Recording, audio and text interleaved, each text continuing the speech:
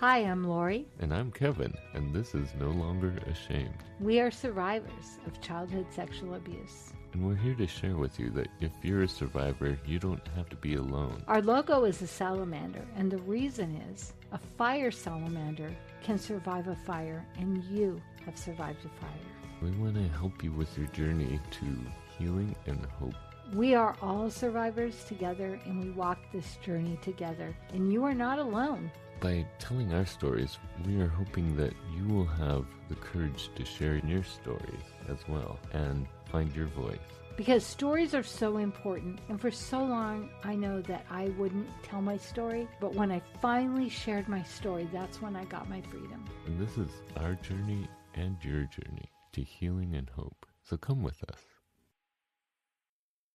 This is one of those places where I think there's a real big difference between men and women is stigma. Because for men, there's a lot of stigma, I think, because most of the time when we hear about male survivors, it's because they're also perpetrators. They've done something, and so they get in the news, and it's told, oh, well, you know, in their past they were abused, and of course so everybody that's abused now would and be so that, yeah. Part of it is we hear about it. I mean, that's where stigma comes from. Stigma is the myths about us that have a grain of truth, but they're not completely true. Right, but people latch onto. So when you were first going to share your testimony, that was a big deal. Because of the stigma. And one of the big deals was I serve in church in Sunday school, and I know sometimes parents freak out if they find out you're a survivor because they think they can't trust you around kids. Right, and tell us what your friend Kenny said. Oh, he couldn't believe that people would think that way. He never understood that would be an issue. Mm-hmm. But, I had to basically explain to him, that's part of my reality. I've lived with this all my life, and I've heard all the stories about survivors, and most of them are in the news when someone's a perpetrator and they do some horrible thing, and then it's revealed that they were a survivor. So that's, of course, they ended up being this horrible person. Exactly. And, I think what really hit me was when you were talking about doing your testimony, and Kenny was like, why are you doing this? But you made a choice, and you fully knew that the day you gave that testimony might be your last day of service. Yeah. And I even explained that to my pastor and said, look, if there are parents that have issues, I want to know. I don't want to know necessarily who it is, but I just want to know that they have an issue, and that I want you to know that I will gladly step down, because I don't want any parent to feel their child is concerned about, me being around their kids or me teaching their kids. And we're very careful at church. There's always two adults. Yeah. There's never just one adult teaching and so forth. So there's never an issue, but it's kind of, you have to do that because you have to protect yourself. You have to protect the kids, and you have to protect yourself. But here's the thing. If you were to know Kevin personally, that thought would never cross your mind. But the fact that people might think that, it's heartbreaking. I mean, it was really hard for me to hear you say that, and then to see you be so frank about, I'm going to take this step. I'm choosing to take this step because my pastor asked me, but it might mean it's the end of ministry in this way for me. Yeah. It just made me really sad. I wasn't happy about it, but I had to prepare the pastor, and because I was aware that was a possibility, and I didn't know if they were aware of that. And that's really smart. And I think that people that are listening, if they especially are a man, that is something to consider. Probably they've already thought about it. Yeah, you can't help it. Right. But that if you are asked to share your story, that you share with your pastor what you think might happen. Yeah. Because that was really a big deal. The stigma is different for men and women, I think, mainly because men don't talk about being survivors much. So the only time it's really in the news is when there's this widespread scandal of children being abused, and there's all these boys in the Catholic Church or Boy Scouts. But a lot of the time we talk about men being perpetrators and how they were survivors. And here is the thing, is it is a stigma. And even when you ask asked me to do this. This is not something I've talked about. And it wasn't like I won't talk about this. But I remember when I first, because I had repressed memories, and this is a place of shame for me because Dr. Dobson did a whole show about people with repressed memories that they've been hypnotized and they've made it up. Oh, you're But kidding. when you're a child and you repress your memories, it's because there's nobody healthy that you can tell.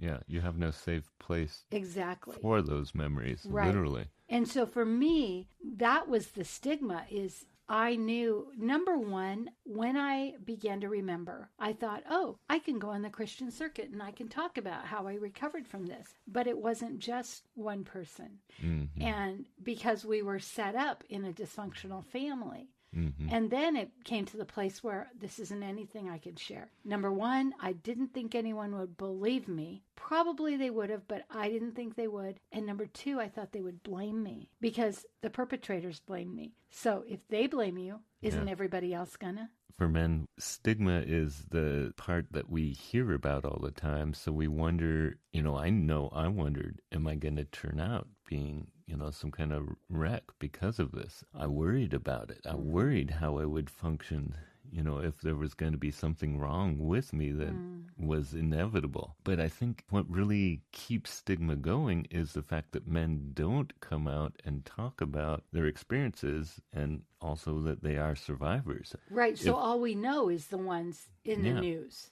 Right. And because if more men came out and talked about it, there is some truth to the stigma, and that's why it hangs on. There are the people that become perpetrators. There are the people that become, they end up on the street doing drugs, being homeless, all those things. Yes. A lot of homeless kids come from abused families, and that's why they end up on the streets, because it's safer and they are looking for an escape out of their family. But there are a lot of survivors that become really successful and they become really good at certain things. Right. There's a lot of survivors that go into, the medical field because they can handle stress and they're compassionate and empathetic. Would you agree that the more successful or the higher their rank, like, doctor is a high rank, that the less likely they are to share because they have more to lose? Yeah, and that's part of the problem is because of the stigma, men are afraid to talk about because they feel like it will be their downfall. It will bring their world crashing down on them. And then it might. Well, it didn't for me. Yeah, which is so good. So, and I think more men, if we talked about it, they would realize it doesn't necessarily. I was afraid of all kinds of backlash repercussions because of, and I really did not experience any of that. But and my experience with you sharing was I was watching you, but I was watching the audience because of what I knew you thought. And so many people were nodding. And at the end, I was really blown away by all the people that came to you and spoke with you and was compassionate. And I have experienced that throughout sharing. I think that's why I've become more willing to share is I've realized that people do want to help. People do want to be compassionate. So what would you say to somebody who's listening and they're like, I've never shared my story? I think you would say share it, but who do you share it with first? If you're a man, because we'll talk about the difference of men and women coming up, but as a man, who do you go to first? Certainly someone you trust and certainly someone you feel safe with, really. Right. You just don't just stand up on stage and say this happened, right? No. And you've got to build your tribe. Yeah. I think someone who you think can handle it because not everyone handles it the same. Also consider their relationship to the perpetrator if they know the perpetrator. Well, and talk about stigma. My ex-husband is gay. Mm-hmm. And when we divorced, I will never forget some people came to me and said, we heard that he was inappropriate with your children. This is what I said. You stop that right now. That is not true. Because he was gay, there was a stigma and an assumption. And I will tell you, with everything in me, and my kids are adults now, so I believe if something happened, they would tell me. That was not an issue. Yeah. But people go there. And then when Yeah, people they go do. there, right, Yeah. that is a stigma. That The is a stigma. equals people going there. And it's because that's what they know. They have such a narrow focus, or they've had such a narrow or limited experience. And it's fear. Yeah, It's fear, like, right? It could happen to me. It could happen to my family. If it happened to you, you're this good guy. And if it happened to you, so we have to make it into something to kind of protect ourselves. Yeah. And for me, I didn't talk about it for many reasons. It felt too big. And one thing that I did notice was if I shared a bit of my story, people would say, oh, my story's nothing compared to you. And I never want to negate somebody else's story, ever. You don't Every story matters. Shut them down or make them feel like, oh, I have nothing to complain about. Exactly, right? And here's the thing, is what I hear you saying is men aren't likely to talk about it, but will you please? Yes, that's exactly what right?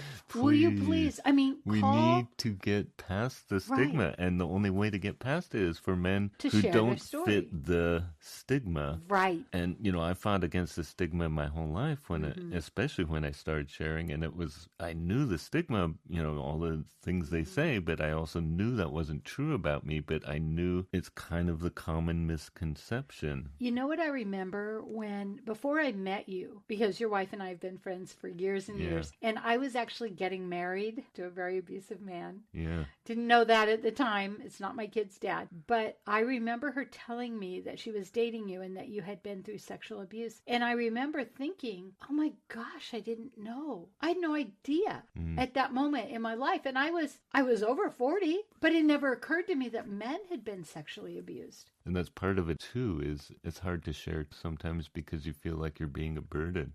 I know I felt like that sometimes when I did talk about it, it was a burden on people. And I'm sorry. It is. It's hard. And at that time, it wasn't a burden on me as much as it was just for them to realize what I've been through. It's hard for people to listen. Mm-hmm. And, I would say, if you can handle it, say, tell me more. Mm-hmm. Be curious. Yeah. Ask the questions. Be a great listener. Because especially for men, I feel like women have more opportunities and more places. Yeah. And more sympathy. I see on Facebook all the time, things will come up and someone will say, oh, I hear you, I feel for you. Whereas with men, I don't think they would ever post on Facebook.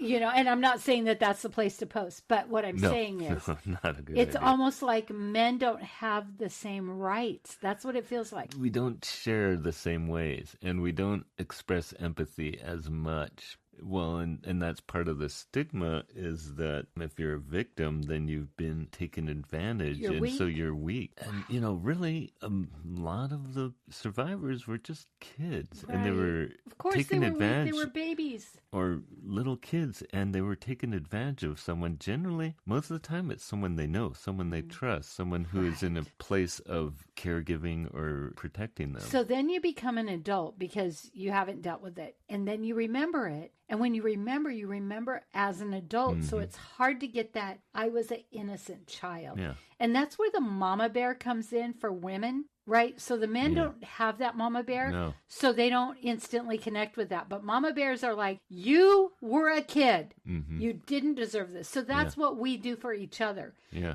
But men, that doesn't happen with, because there's just not that connection. They don't have that inkling of, I just heard a survey today about how women, when they protect their own children and when they see injustice, their brain has the same activity that we go to that mama bear, I'll kill for this kid. Yeah. And so men have a different protection mode. And so I think that's kind of the stigma difference. It is. Men protect their wives, their kids, they're the provider. Mm-hmm. But we looking out for each other is not, it's kind of a team thing. We're all in this team together, but we're all kind of trying to be this hero at the same time. We all want to be the conqueror and be the leader. It's looked highly on being a leader. That's who we look up to. Yeah. And even when men display real empathy, and it's almost looked down as kind of a feminine thing. Empathy and vulnerability is a feminine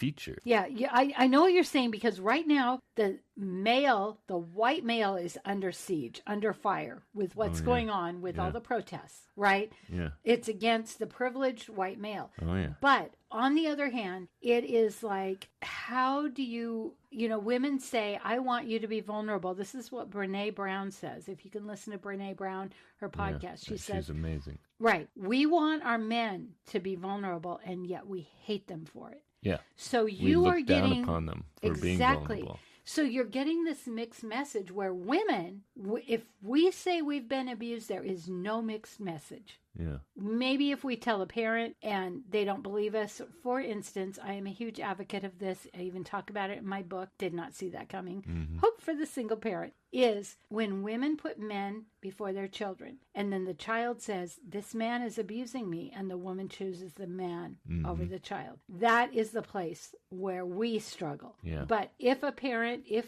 anybody believes us, we have it so much easier than you do. Yeah, because masculinity is a funny thing. Being vulnerable, being a victim is a sign of failure. We have to change things. Yeah, and that's why it is so important for men to talk about this, to be vulnerable, right, and to explain that the stigma isn't true all the time. It's right. only sometimes true, and only rarely. I wish we had a percentage, cases. Because I think it is more rare. I wish we had a percentage, but I don't think we can because no one talks about it. But I remember when I was first, coming out, remembering all of this, I remember hearing on the news, well, of course they did this. They were abused. Mm-hmm. And what came out was anybody, this is what was put on society, anybody that's been sexually abused will re-abuse. That is the thought that came with it, and that is not the truth. Yeah. And I would say if you are a man and you have suffered from sexual abuse and you don't know where to go, counselor is good, but go to Kevin.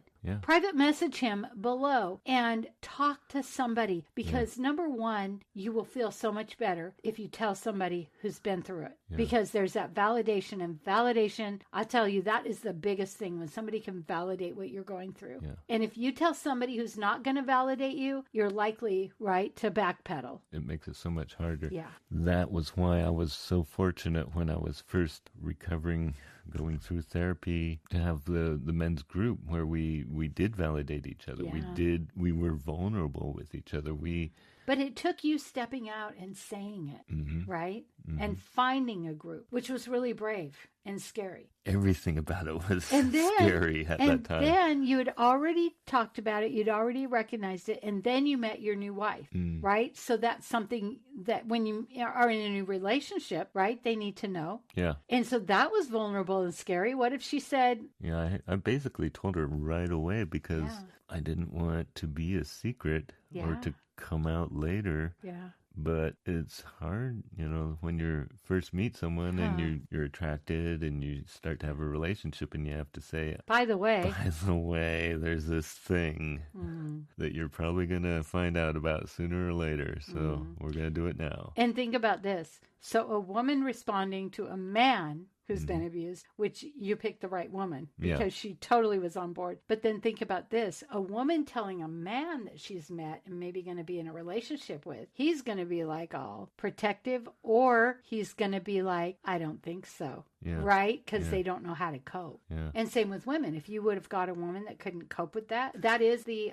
deal breaker. Deal breaker. And I think for women, a lot of the stigma is being ashamed of what happened to you and having to, if you later on you meet someone and you become interested and then you have to tell them about it. Some men might not deal with it real well. And if the woman tells them, I was abused, they might think, oh, this is not a good thing. The main issue with stigma is there is some truth to it, just enough to keep it going. Yeah. And here's what I think we have seen in the past 2 weeks with what is going on. Yeah. Okay, so we're living in COVID, we're living in isolation, and then we've got these protests going on, which people are standing up. And to me, what I'm really realizing is whoever I am, whatever is true about me, I have not only the right, but the obligation to share. Because if I don't share, maybe somebody else who's gone through what I've gone through isn't going to speak up. And so the fact that you spoke up, I mean,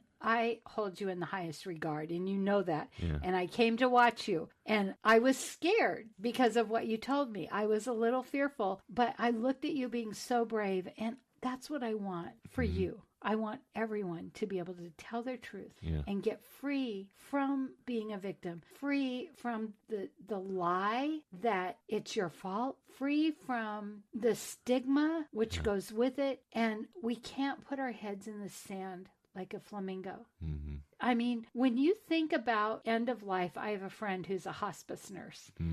And I'll tell you why she's so good at it. Because she understands and she sees these people out. Yeah. And the biggest regret is what they didn't say, what they didn't share. And you know, if we only get one life here, if I have one life, I have shared and I'm sharing now. And if it makes a difference in anybody's life, then that is my purpose here on earth.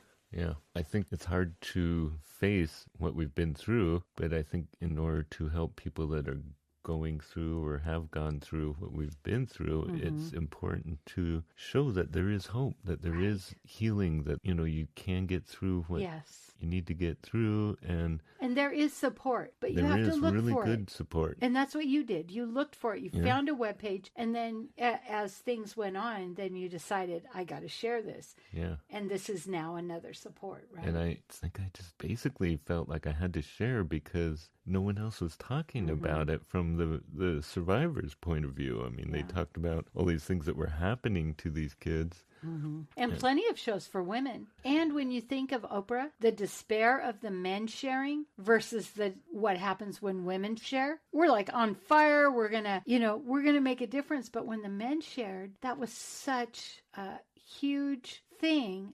And it ended up feeling like no hope because it was so new and because men don't get to share. And when you think about it, especially if you're abused as a child, then that becomes your reality and that becomes your behavior. And so we may be behaving a certain way that we don't even understand. So for instance, women maybe might be more promiscuous. Yeah. Now, I do know, I don't want to broach the whole gay issue, but I do know that there are many gay men that were abused. Yeah. And that is why they are gay. Now, I know there's a whole lot of other things. I have no judgment. I mean, this is reality. Well, and that's the thing with stigma is there is some element of truth, but for like the majority of survivors, they don't turn out gay, even if the abuser was a man, and even if the abuser was a man and they were stimulated by it. So here's another thing. Then if they have children, they're afraid of their children. If you don't talk about it, then you don't get that relief, and then you distance yourself from your children because you're not going to abuse them, but you are making that barrier. And you don't have to do that if you speak the truth. If you tell somebody, that can change your whole relationship with your family. Yeah. And also you're afraid of your children finding out, afraid of the secret getting out, and afraid of how that will affect them and your relationship to them. So you hide it from them, but you're hiding yourself. You're hiding your reality. You're hiding your truth from your kids, from your family. Right. And here's the other thing. When we hide it, if it was our family and we hide it, we may think, oh, that happened to me, but it would never happen to my children. And we may allow our children access when you hide to that person, right? In a sense, when you hide it, you're protecting the perpetrator. And whether or not they are still perpetrators, do they deserve to be protected? It's really hard, but... we have a word for that. It's called codependence. Yeah. That's a big deal. Are we codependent? Are we protecting people because we don't want them to suffer what would happen if they shared their story? But I will tell you that sharing your story is so important, and sharing it with the right people that will believe you and hear you. And you may never share it with your family, you may, but that's not what's important. What is important is that you share it. Yeah, especially if we're ever going to get rid of the stigma. Yes. Because the real truth is hiding behind the stigma. Yeah. And we're just hearing so much about, like, I'm a life coach. It's like, be you, be the authentic you. And how can I coach somebody? how can I speak into somebody's life if I'm not honest about my life and what I've suffered? And I don't even, at this point in my life, I don't see it as suffering, because when I look back, I know everything that happened in my life has brought me to where I am today. Now, I'm not saying it's okay, but what I'm saying is, in being honest and being in sharing and telling a counselor and being willing to do the hard work, right? It's hard work, but being willing to do that work is going to make the difference. And it's freedom. I just can't express enough the freedom. Yeah. Freedom from the stigma, because you're proving to yourself and proving to those around you that the stigma doesn't stick to you. It doesn't mean everyone's that way. And the stigma says you are not worthy, you are not valuable, you are not loved. And what God says is you are worthy. You are loved and you are valuable. And the enemy, if you are a believer, you know the enemy wants to steal that from you. Yeah. He wants to steal your life. He wants to steal. And by speaking it out, we silence the enemy. Yeah, and keep him from having an effect on others. Because part of it is, if we don't speak our truth, then the men that come after us will be still afraid to speak their truth. Right. So you're a pioneer. You are braving the way. You are saying, here is your place. Here is your safe place. Share what you're going through. Be willing. And honestly, I feel like, Kevin, what you are offering is share your story, but you're also offering that there is hope. Yeah. It's not the despair that has often gone with men sharing their story. And we know plenty of men, plenty of Christian men. They all have the right to share their story, to be heard and to be believed and to be healed. Yeah. I think part of what encouraged me or inspired me to do this podcast was I heard about, a real famous musician that killed himself, and he was a survivor of abuse, and he was open about it, but I think he still struggled with a lot of the issues, a lot of the stigma, and he killed himself. And I felt like if there's any chance just to give someone hope, then we need to talk about this. We need to get it out there and talk about it, because there's so little hope for male survivors. It's just, you bottle it up because, really no one wants to hear your story. It seems like no one wants to know your story because they assume they know your story. Or they can't handle it.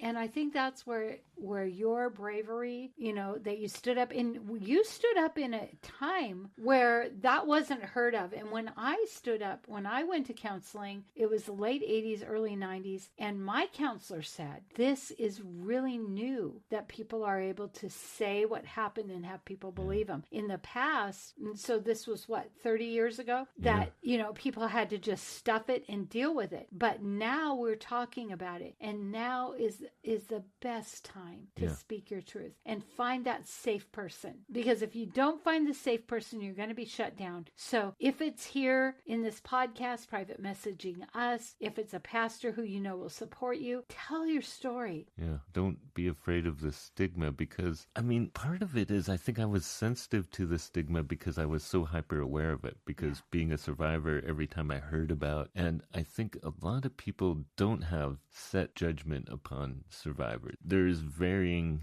levels of, whether or not people believe the stigma. And so you never know how people really are going to act or react when you tell them or talk about being a survivor. And frankly, most of the time it's been very supportive for me. That's good to hear. That's really so good to hear. I was often more afraid than I needed to be. I actually pretty much all of the time I was more afraid than I needed to be. I got a lot more support than I expected.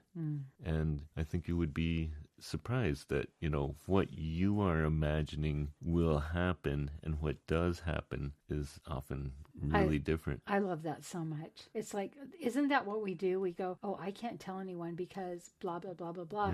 We assume what we know, but are we willing to find the safe people and just see? Yeah, and fear is being afraid of the unknown. That's what fear, and that's what we're afraid of, what we don't know. So if we never try it, we will never learn that people really do want to support you and want to be sympathetic and try to help. And walk the journey, because it is a journey, right? It's Yeah. not like, oh, this happened and now I tell it and it's over. It's a journey of healing. Yeah. And we all want to come together. And it's so interesting that we do this together, because there is this different stigma between men and women. Yeah, yeah. But also that we are both survivors, however that looks, whatever it looks like. And that just speaking the words, that somebody might say, oh my gosh, I can do this too. Oh my gosh, I can share. That is what I hope. Right. That's what we all hope. Just for someone else to break through. I mean, if we do this podcast and only one person ever It's listens worth it, and, right? has a breakthrough, that's all I can hope. I mean, I just want to be able to help that one person get to the point of getting help and getting hope in their lives. Because I know it's there. And as we wrap up, what I really want to say is, number one, you were so intentional about getting help. You looked for help. For me, it was a survival tactic. What happened was I sort of fell apart as a mom, and I had to get counseling, and I had to figure out what had happened. I'd had panic attacks. I didn't understand it. And so going to counseling helped me to uncover that. And so I feel like for you, you found this place, you were intentional. However you come about it, there is a support group. However you come about it, there is a support group for you. And if you happen to find a group that doesn't serve you well, there is a better group. Yeah, find the group that helps. Find the way that right, helps you. There is help. Keep trying. Don't keep stuffing. Share it, tell it, however you need to, whoever you need to, but find your safe people, because you are going to be free. When you begin to get healing, you can't even imagine the freedom you will feel. And for anyone who's listening, if you do need resources, if you are looking for some sort of help, we are listing the resource page on our website, and there's a lot of different resources. There's books, depending on where you are. I know for me, first I read about it. I read that was me too. Yeah. And then I went to counseling, and then I went to group therapy. But and there's stages of healing and stages of your process. And so books are good. For instance, you went to alcohol, to drugs. I never did. I was the good girl. So I didn't know how to numb it except for by being good. So there's different ways of coping too. Oh yeah. And so there's a lot of resources. We have books, we have websites, we have list of ways to find therapists, and just try whatever helps you now and helps you to get to the next step. And I think of course we would love to hear from you and hear where you're at and what we can do, if we can pray for you. Yeah. So please let us know. We would love to pray for you. So that's it for today. We are going to have a prayer time if you want to stick with us. If not, we believe in you. We want to hear from you. We want to hear your stories. If you like this podcast, please rate and review, because that's how other people can find us. And we really want to spread this message. So I feel like on that note, let us pray for you. And Father, I just thank you again for all your blessings. And I especially thank you for anyone who's listening, that you would be a presence in their lives right now, and a presence of grace and hope and love in their lives. Just pray that you would reach down to them and lift them up from where they are and bring them closer to your embrace. Lord, I just pray for your loving embrace in their life right now, and help them to be reassured that there is hope in their lives, and they do have a purpose, and that you love them unconditionally, Lord. And I just pray they would feel that love from you. And Father, I pray that if you are feeling that where was God in all this, is that, God has given us a free will. And because of that, people suffer. But on the other hand, I can say with every being of who I am that I love my life today. I would not be where I am without what I went through.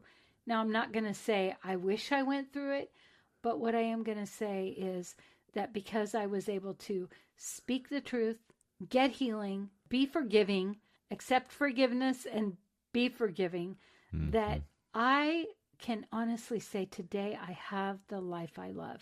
Thank you, Jesus. And it is because of you, because of your hope in our lives, that we can have hope. It's that unconditional love that you give us, that gives us hope. And that you don't want us to keep secrets. You know our heart of hearts. Yes. And you're not ashamed of us. Mm-mm. In your name we pray.